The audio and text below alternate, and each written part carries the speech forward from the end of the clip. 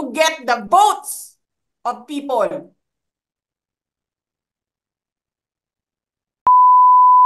Ina ninyong lahat.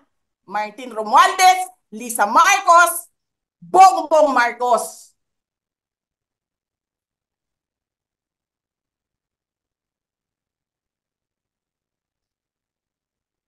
Ginigit-git nyo yung mga tao ko dyan sa envelope na yan. Lisa Marcos, naalala mo? Nagpadala ka sa akin ng video? Sinabihan mo ako saan kukunin ang pera. Pinakita mo ang muka ng tao doon sa video message mo. Hi, Nikki. This is she's been working with us for the longest time. We trust her.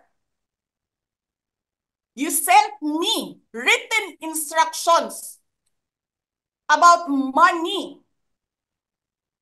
Millions a month. Anong nakalagay doon sa envelope? DepEd. Anong ginawa ko? Binigay ko sa DepEd. Ah!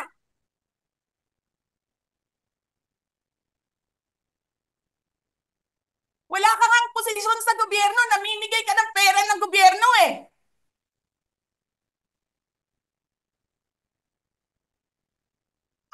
Sisirain mo yung tangal ng mga kasama ko sa Office of the Vice President.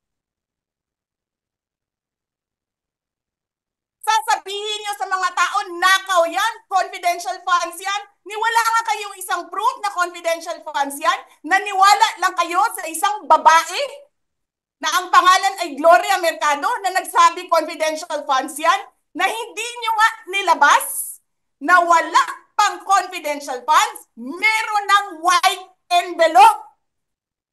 Kasi 2022 pa lang,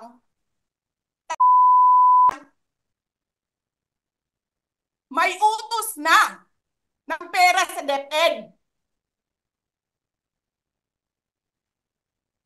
Tapos kami yung nagsisinungaling? Nagpipigil ako eh. Kasi gusto ko lang magtrabaho. Gusto ko lang tapusin nyo na yung show ninyo dyan sa House of Representatives para makabalik na kami sa trabaho namin.